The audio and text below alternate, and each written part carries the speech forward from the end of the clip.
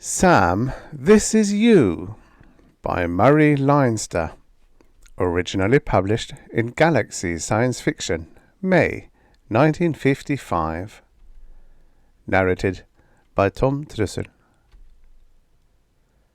You're not supposed to believe this story, and if you ask Sam Yoder about it, he is apt to say that it's all a lie. But Sam is a bit sensitive about it. He does not want the question of privacy to be raised again, especially in Rosie's hearing. And there are other matters, but it's all perfectly respectable and straightforward. It could have happened to anybody. Well, almost anybody. Anybody, say, who was a telephone lineman for the Batesville and Rappahannock Telephone Company, and who happened to be engaged to Rosie, and who had been told admiringly by Rosie that a man as smart as he ought to make something wonderful of himself. And, of course, anybody who'd taken that seriously and had been puttering around on a device to make private conversations on a party line telephone possible, and almost had the trick. It began about 6 o'clock on July 2nd, when Sam was up a telephone pole near Bridges Run. He was hunting for the place where that party line had gone dead. He'd hooked in his lineman's phone, and he couldn't raise Central, so he was just going to start looking for the break when his phone rang back, though the line had checked dead. Startled, he put the receiver to his ear. "Hello? Who's this?" "Sam, this is you," a voice replied. "Huh?" said Sam. "What's that?" "This is you," the voice on the wire repeated. "You, Sam Yoder. Don't you recognize your own voice? This is you, Sam Yoder, calling from the 12th of July. Don't hang up." Sam hadn't even thought of hanging up. He was annoyed. He was up a telephone pole, trying to do some work, resting in his safety belt and with his climbing irons safely fixed in the wood. Naturally, he thought somebody was trying to joke with him, and when a man is working is no time for jokes. "I'm not hanging up," said Sam dourly, "but you'd better." The voice was familiar, though he couldn't quite place it. If he talked a little more, he undoubtedly would. He knew it just about as well as he knew his own, and it was irritating not to be able to call this joker by name. The voice said, "Sam, it's the 2nd of July where you are, and you're up a pole by Bridges Run. The line's dead in 2 places, else I couldn't talk to you. Lucky, ain't it?" "Whoever you are," Sam said formidably, "it ain't going to be lucky for you if you ever need telephone service, and you've kept wasting my time. I'm busy." "But I'm you," insisted the voice persuasively, "and you're me. We're both the same Sam Yoder, only where I am is July 12th. Where you are, it's July 2nd. You've heard of time travelling? Well, this is time talking. You're talking to yourself. That's me, and I'm talking to myself. That's you, and it looks like we've got a mighty good chance to get rich." Then something came into Sam's memory, and every muscle in his body went taut and tight, even as he was saying to himself, "It can't be." But he'd remembered that if a man stands in a corner and talks to the wall, his voice will sound to him just the way it sounds to somebody else. Being in the telephone business, he'd tried it, and now he did recognize the voice. It was his own, talking to him, which, of course, was impossible. "Look," he said hoarsely, "I don't believe this." "Then listen," the voice said briskly, and Sam's face grew red. It burned. His ears began to feel scorched, because the voice, his voice, was telling him strictly private matters that nobody else in the world knew. Nobody but himself and Rosie. "Quit it," groaned Sam. "Somebody might be listening. Tell me what you want and ring off." The voice told him what it wanted. His own voice, It sounded pleased. It told him precisely what it wanted him to do, and then, very kindly, it told him exactly where the 2 breaks in the line were, and then it rang off. He sweated when he looked at the first of the 2 places. Adjoining was bad, and he fixed that. It was where his voice had said it would be, and that was as impossible as anything else. When he'd fixed the 2nd break, Sam called Central and told her he was sick and was going home, and that if there were any other phones that needed fixing today, people were probably better off without phone service anyhow. He went home and washed his face and made himself a brew of coffee and drank it, and his memory turned out to be unimpaired. Presently he heard himself muttering. So he said defiantly, "There ain't any crazy people in my family, so it ain't likely I've gone out of my head. But God knows nobody but Rosie knows about me telling her sentimental that her nose is so cute. I couldn't believe she ever had to blow it. Maybe it was me, talking to myself." Talking to oneself is not abnormal. Lots of people do it. Sam missed out on the conclusion to be drawn from the fact that he'd answered himself back. He reasoned painfully. If somebody drove over to Rappahannock past Dunsville and telephoned back that there was a brush fire at Dunsville, I wouldn't be surprised to get to Dunsville and find a brush fire there. So if somebody phones back from next Tuesday that Mr. Broadus broke his leg next Tuesday, why, I shouldn't be surprised to get to next Tuesday and find he'd done it. Going to Rappahannock, past Dunsville, and going to next Thursday, past next Tuesday, ain't so much difference. It's only the difference between a road map and a calendar. Then he began to see implications. He blinked.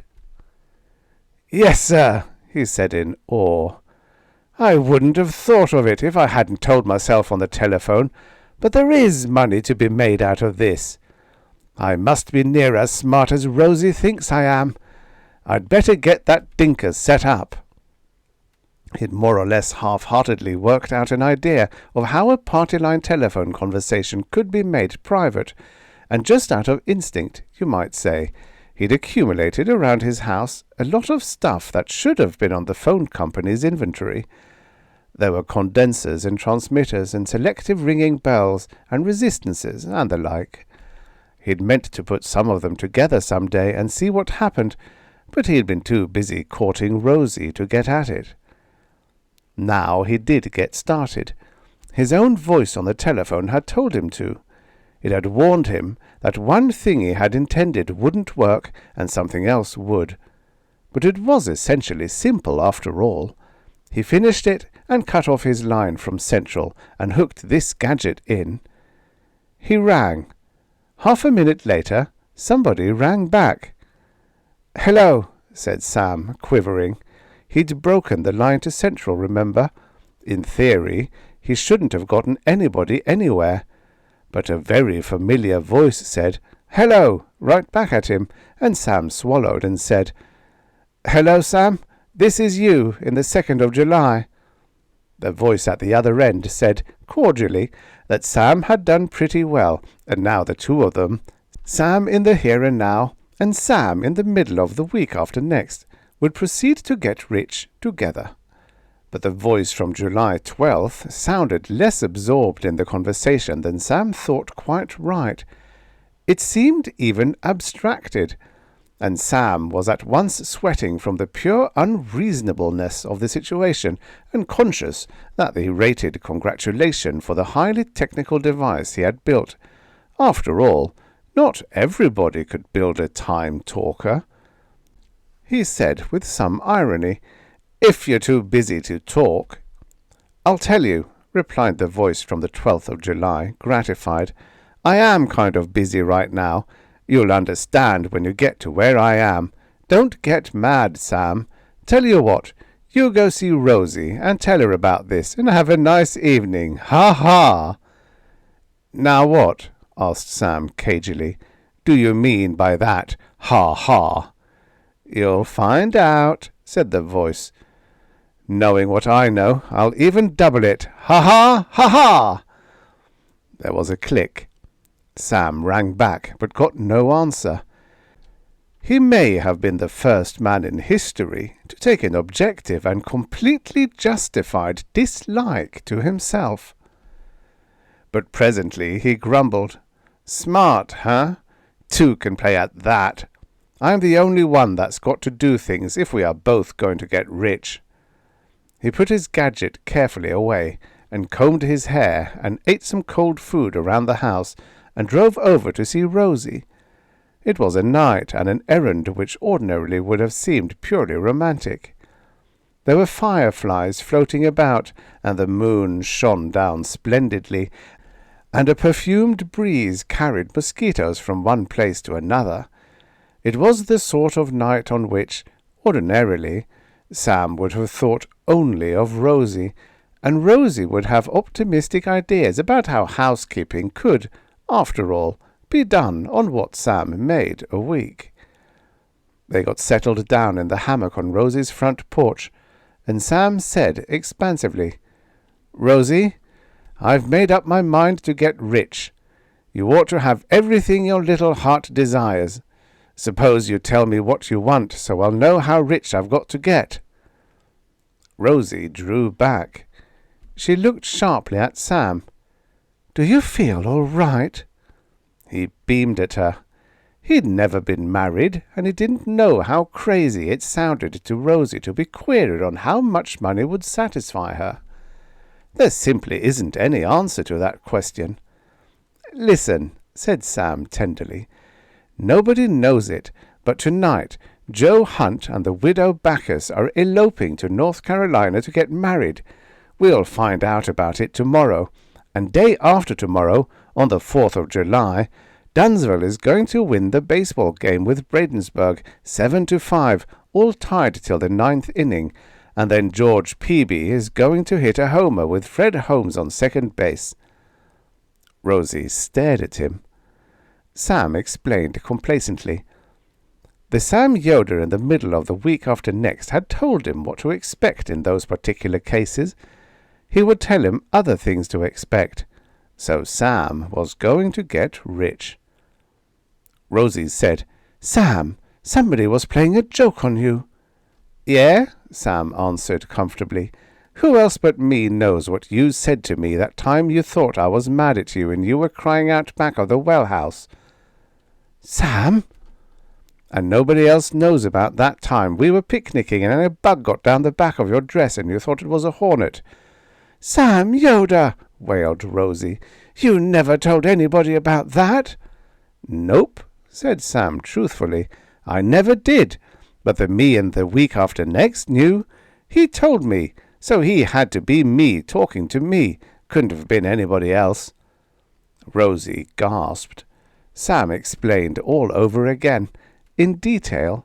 When he had finished, Rosie seemed dazed. Then she said desperately, "Sam, either you've told somebody else everything we ever said or did together, or else there's somebody who knows every word we ever said to each other. That's awful. Do you really and truly mean to tell me?" "Sure I mean to tell you," said Sam happily. "The me in the week after next called me up and talked about things nobody knows but you and me. Can't be no doubt at all." Rosie shivered. He knows every word we ever said. Then he knows every word we're saying now." She gulped. "Sam Yoder, you go home." Sam gaped at her. She got up and backed away from him. Do you think," she chattered despairingly, "that I'm going to talk to you when somebody else listens to every word I say and knows everything I do? Do you think I'm going to marry you?"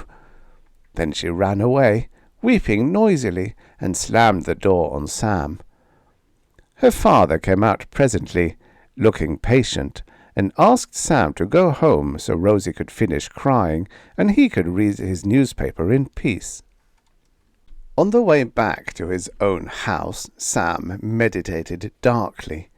By the time he got there, he was furious.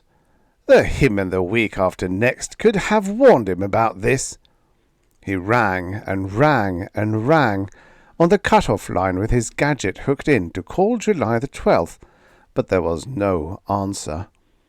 When morning came, he rang again, but the phone was still dead. He loaded his toolkit in the truck and went off to work, feeling about as low as a man could feel. He felt lower when he reported at the office, and somebody told him excitedly that Joe Hunt and the widow Backers had eloped to North Carolina to get married. Nobody would have tried to stop them if they had prosaically gotten married at home, but they had eloped to make it more romantic. It wasn't romantic to Sam. It was devastating proof that there was another him 10 days off, knowing everything he knew and more besides, and very likely laughing his head off at the fix Sam was in, because, obviously, Rosie would be still more convinced when she heard this news. She'd know Sam wasn't crazy or the victim of a practical joke. He had told the truth. It wasn't the first time a man got in trouble with a woman by telling her the truth, but it was new to Sam, and it hurt. He went over to Bladensburg that day to repair some broken lines, and around noon he went into a store to get something to eat. There were some local sportsmen in the store, bragging to each other about what the Bladensburg baseball team would do to the Dunsville Nine. Sam said peevishly, Dunsville will win that game by 2 runs. Have you got any money that agrees with you? A local sportsman demanded pugnaciously. If you have, put it up and let somebody cover it. Sam wanted to draw back, but he had roused the civic pride of Bladensburg. He tried to temporize, and he was jeered at. In the end, philosophically, he dragged out all the money he had with him and bet it, $11. It was covered instantly, amid raucous laughter, and on the way back to Batesville, he reflected unhappily that he was going to make $11 out of knowing what was going to happen in the 9th inning of that ball game, but probably at the cost of losing Rosie. He tried to call his other self that night again. There was no more answer than before. He unhooked the gadget and restored normal service to himself. He rang Rosie's house. She answered the phone. "Rosie," Sam asked yearningly, "are you still mad at me?" "I never was mad at you," said Rose, gulping. "I'm mad at whoever was talking to you on the phone and knows all our private secrets, and I'm mad at you if you told him. But I didn't have to tell him. He's me. All he has to do is just remember. I tried to call him last night and again this morning," he added bitterly, "and he don't answer. Maybe he's gone off somewheres. I'm thinking it might be a kind of illusion, maybe." "You told me there'd be an elopement last night," retorted Rosie, her voice wobbling. "And there was. Joe Hunt and the widow Backus, just like you said."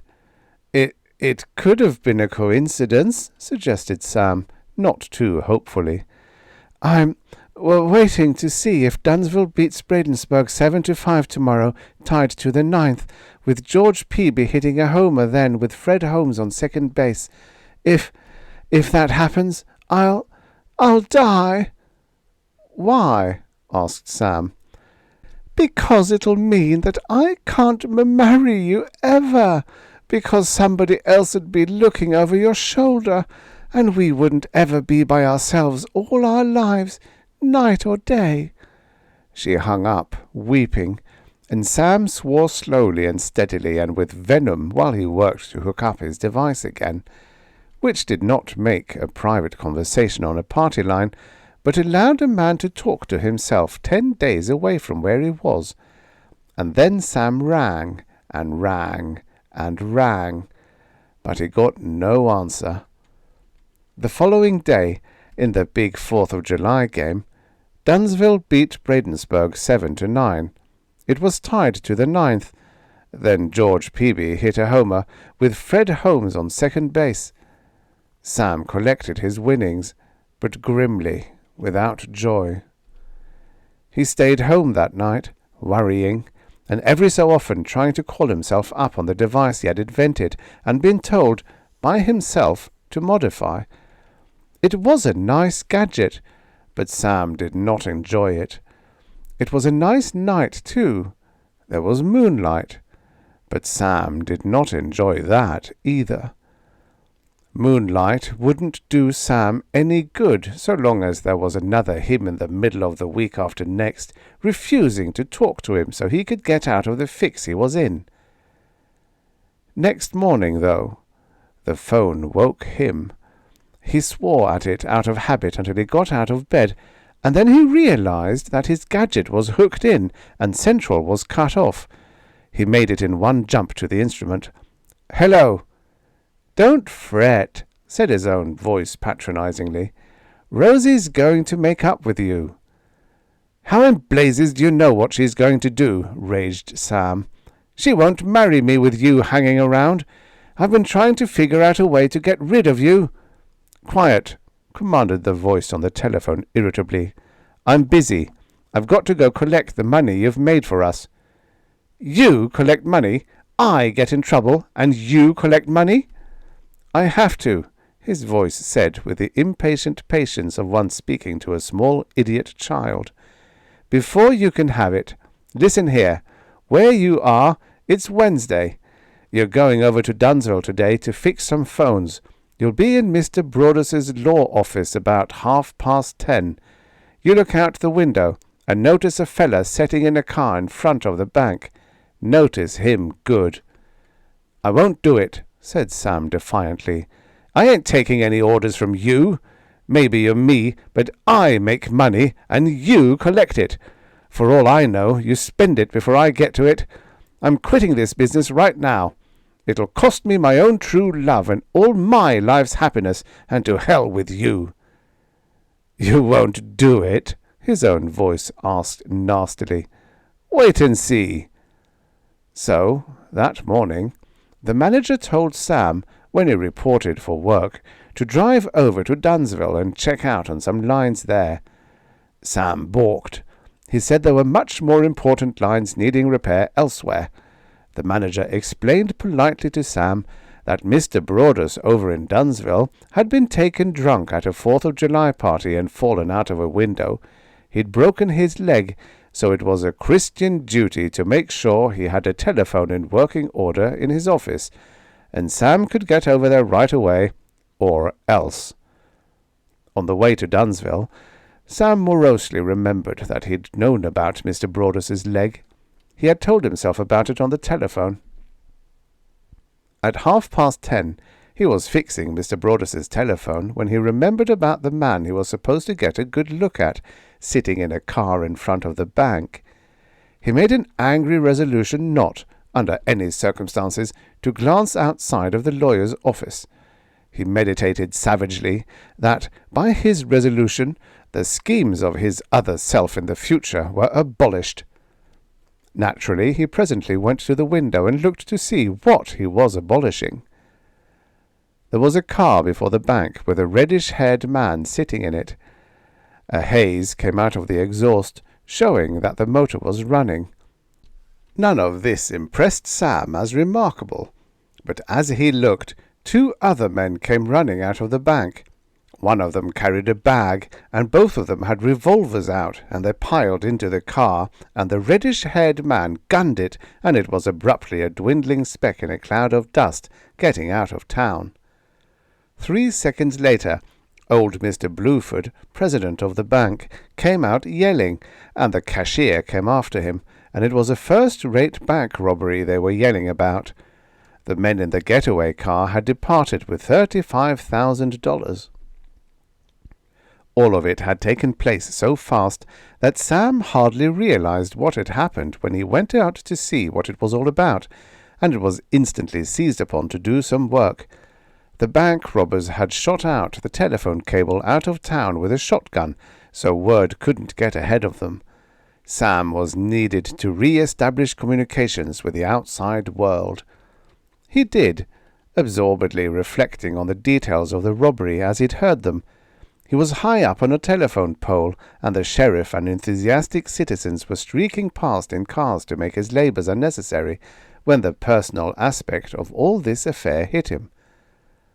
"Me God!" gasped Sam, shocked.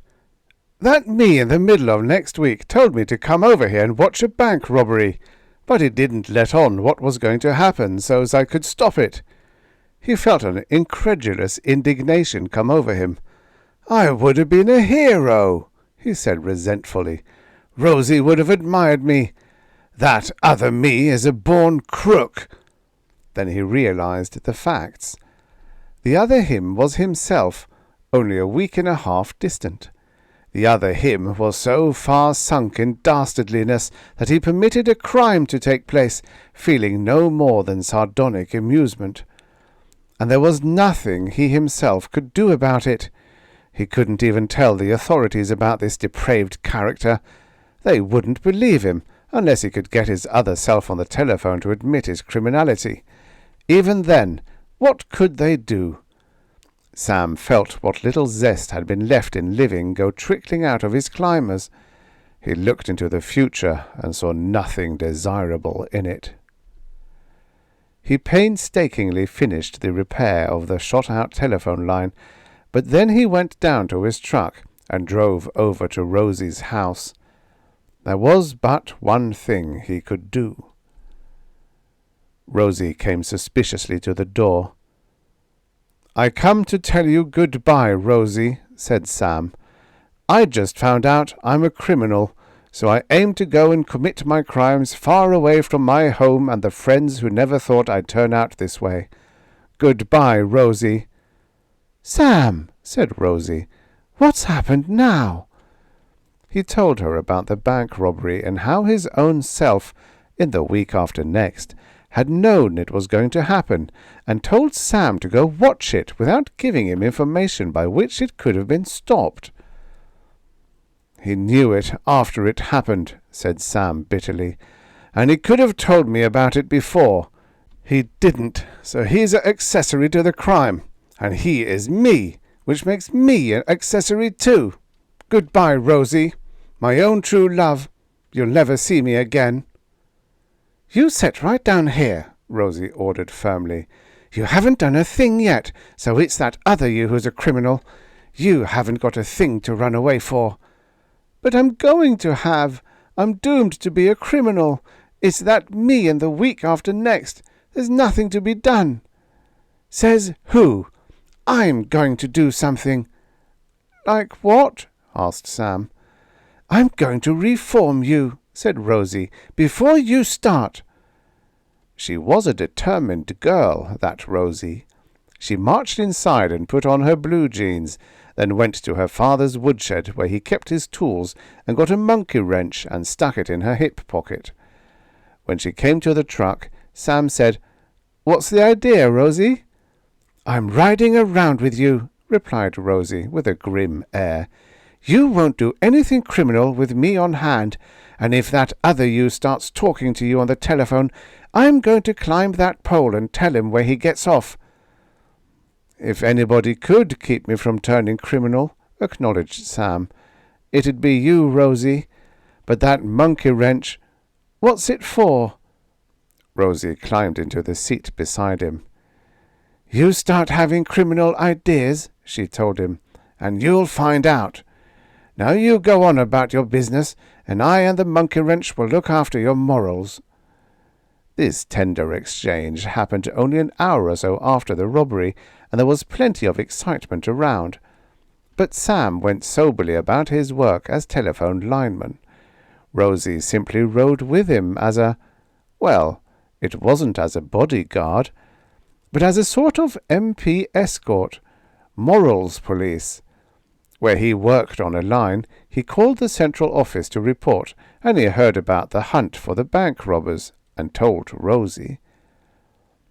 It was good fortune that he'd been in Dunsville when the robbery happened, because his prompt repair of the phone wires had spoiled the robbers' getaway plans. They hadn't gone 10 miles from Dunsville before somebody fired a load of buckshot at them as their car roared by Lemons's store.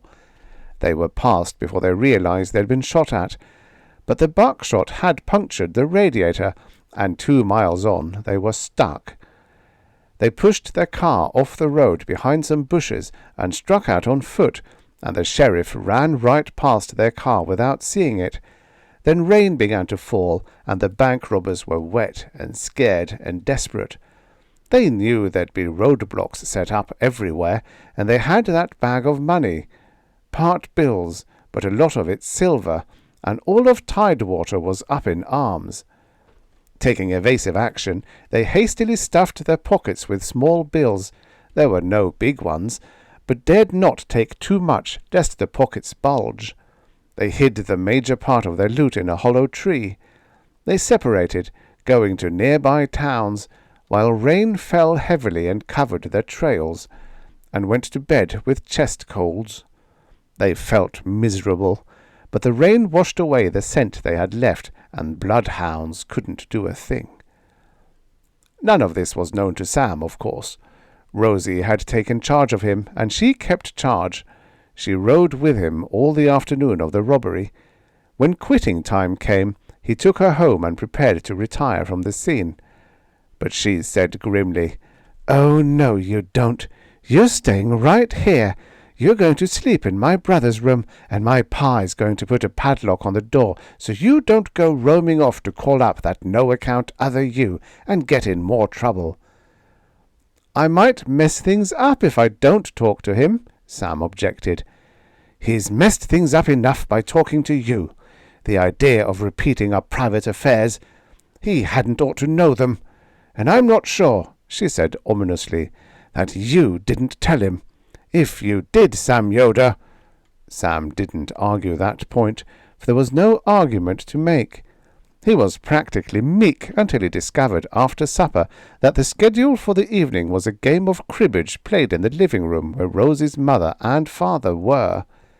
He mentioned unhappily to Rosie that they were acting like old married people without the fun of getting that way, but he said that only once. Rosie glared at him, and when bedtime came, she shooed him into her brother's room, and her father padlocked him in. He did not sleep well. Next morning there was Rosie in her blue jeans with a monkey-wrench in her pocket, ready to go riding with him. She did. And the next day, and the next. Nothing happened.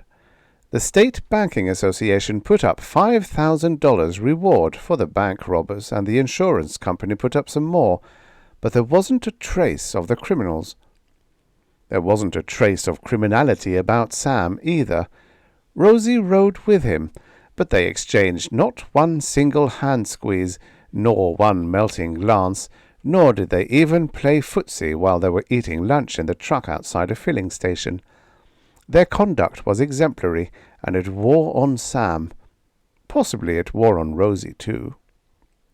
One day Sam said morosely, as he chewed on a ham sandwich at lunch, "Rosie, I'm crazy about you, but this feels like I've been divorced without ever even getting married first."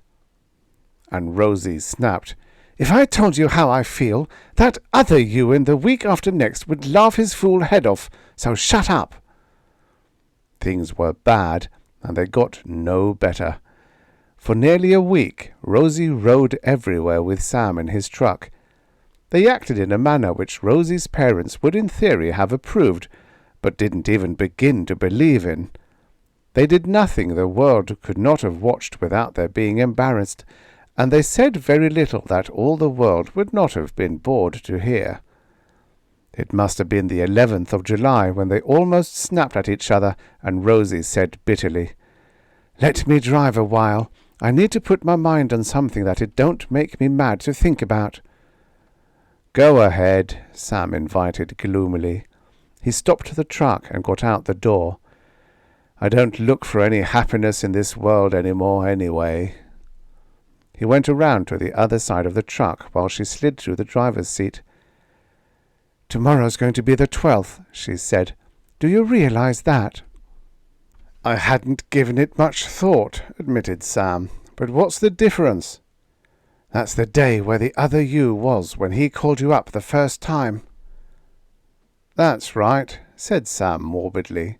It is. And so far, added Rosie, jamming her foot viciously down on the accelerator, I've kept you honest. If you change into a scoundrel between now and tomorrow— She changed to second gear. The truck jerked and bounced. Hey, cried Sam, what's your driving? Don't you tell me how to drive. But if I get killed before tomorrow— Rosie changed gear again, but too soon. The truck bucked, and she jammed down the accelerator again, and it almost leaped off the road. If you get killed before tomorrow, raged Rosie, it'll serve you right. I've been thinking and thinking and thinking, and even if I stop you from being a crook, there'll always be that other you knowing everything we say and do.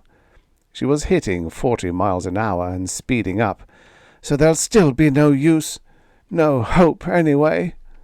She sobbed, partly in fury and partly in grief, and the roadway curved sharply just about there, and she swung the truck crazily around it, and there was a car standing only halfway off the road. Sam grabbed for the steering wheel, but there wasn't time. The light half-truck, still accelerating, hit the parked car with the noise of dozens of empty oil drums falling downstairs. The truck slewed around, bounced back, and then it charged forward and slammed into the parked car a second time. Then it stalled. Somebody yelled at Sam. He got out of the truck, looking at the damage and trying to figure out how it was that neither he nor Rosie had been killed, and trying worriedly to think how he was going to explain to the telephone company that he'd let Rosie drive. The voice yelled louder. Right at the edge of the woodland, there was a reddish-haired character screaming at him and tugging at his hip pocket. The words he used were not fit for Rosie's shell-like ears, even if they probably came near matching the way she felt. The reddish-haired man said more nasty words at the top of his voice. His hands came out of his hip pocket with something glittering in it. Sam was swinging when the glitter began, and he connected before the gun fired. There was a sort of squashy, smacking sound, and the reddish-haired man lay down quietly in the road. "Me God," said Sam blankly. "This was the fella in front of the bank. He's one of those robbers." He stared. There was a loud crashing in the brushwood. The accident had happened at the edge of some woodland, and Sam did not need a high IQ to know that the friends of the red-haired man must be on the way. A second later he saw them. Rosie was just getting out of the car then. She was very pale, and there wasn't time to tell her to get started up if possible and away from here. One of the two running men was carrying a canvas bag with the words "Bank of Dunsville" on it. The men came at Sam, meanwhile expressing opinions of the state of things, of Sam, of the cosmos, of everything but the weather, in terms even more reprehensible than the first man had used. They saw the reddish-haired man lying on the ground. One of them, he'd come out into the road behind the truck and was running towards Sam, jerked out a pistol. He was about to use it on Sam at a range of something like 6 feet, when there was a peculiar noise behind him. It was a sort of hollow clunk, which, even at such a time, needed to have attention paid to it. He jerked his head around to see. The clunk had been made by Rosie's monkey wrench, falling imperatively on the head of the second man to come out of the woods. She had carried it to use on Sam, but she used it instead on a total stranger. He fell down and lay peacefully still. Then Sam swung a second time at the second man to draw a pistol on him. Then there was only the sweet singing of birds among the trees and the whirrings and other insect noises of creatures in the grass and brushwood. Presently there were other noises, but they were made by Rosie. She wept, hanging on to Sam. He unwound her arms from around his neck and thoughtfully went to the back of the truck and got out some phone wire and his pliers. He fastened the three strangers' hands together behind them, and then their feet, and he piled them in the back of the light truck, along with the money they had stolen. They came to, one by one, and Sam explained severely that they must watch their language in the presence of a lady. The three were so dazed, though, by what had befallen them that the warning wasn't really necessary. Rosie's parents would have been pleased at how completely proper their behaviour was while they took the three bank robbers into town and turned them over to the sheriff. That night Rosie sat out on the porch with Sam, and they discussed the particular event of the day in some detail. But Rosie was still concerned about that other Sam, so Sam decided to assert himself. About 9:30, he said firmly, "Well, Rosie, I guess I'd better be getting along home. I've got to try one more time to call myself up on the telephone and tell me to mind my own business." "Says who?" demanded Rosie. "You're staying locked up right here tonight, and I'm riding with you tomorrow. If I kept you honest this far, I can keep it up till sundown tomorrow. Then maybe it'll stick." Sam protested, but Rosie was adamant, not only about keeping him from being a crook, but from having any fun to justify his virtue. She shooed him into her brother's room, and her father locked him in, and Sam did not sleep very well, because it looked as though virtue wasn't even its own reward. He sat up, brooding. It must have been close to dawn when the obvious hit him. Then he gazed blankly at the wall and said, "Me God, of course!" He grinned all by himself, practically from head to foot, and at breakfast he hummed contentedly as he stuffed himself with pancakes and syrup, and Rosie's depressed expression changed to a baffled alarm. He smiled tenderly upon her when she came doggedly out to the truck, wearing her blue jeans and with a monkey-wrench in her pocket. They started off the same as any other day, and he told her amiably, "Rosie, the sheriff says we get $5,000 reward from the Bankers Association, and there's more from the assurance company, and there's odd bits of change offered for those fellas for past performances. We're going to be right well off." Rosie looked at him gloomily. There was still the matter of the other Sam in the middle of the week after next, and just then Sam, who had been watching the telephone lines beside the road as he drove, pulled off the road and put on his climbing irons. "What's this?" asked Rosie frightenedly. "You know—" "You listen," said Sam, completely serene. He climbed zestfully to the top of the pole. He hooked in the little gadget that didn't make private conversations possible on a party line, but did make it possible for a man to talk to himself 10 days in the future. Or the past. "Hello," said Sam, up at the top of the telephone pole. "Sam, this is you." A voice he knew perfectly well sounded in the receiver. "Huh? Who's that?" "This is you," said Sam. "You, Sam Yoder. Don't you recognize your own voice? This is you, Sam Yoder, calling from the 12th of July. Don't hang up." He heard Rosie gasp all the way down there in the banged-up telephone truck. Sam had seen the self-evident at last, and now, in the 12th of July, he was talking to himself on the telephone. Only instead of talking to himself in the week after next, he was talking to himself in the week before last, he being, back there 10 days before, working on this very same telephone line on this very same pole. And it was the same conversation, word for word. When he came down the pole, rather expansively, Rosie grabbed him and wept. "Oh, Sam," she sobbed, "it was you all the time." "Yeah," said Sam complacently. "I figured it out last night. That me back there in the 2nd of July, he's cussing me out, and he's going to tell you about it, and you're going to get all wrought up.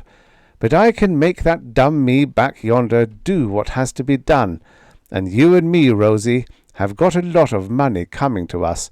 I'm going to carry on through, so he'll earn it for us. But I'm warning you, Rosie, he'll be back at my house waiting for me to talk to him tonight, and I've got to be home to tell him to go over to your house.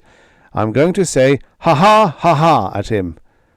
"All right," said Rosie, wide-eyed. "You can." "But I remember that when I call me up tonight, back there 10 days ago, I'm going to be right busy here and now. I'm going to make me mad, because I don't want to waste time talking to myself back yonder. Remember?"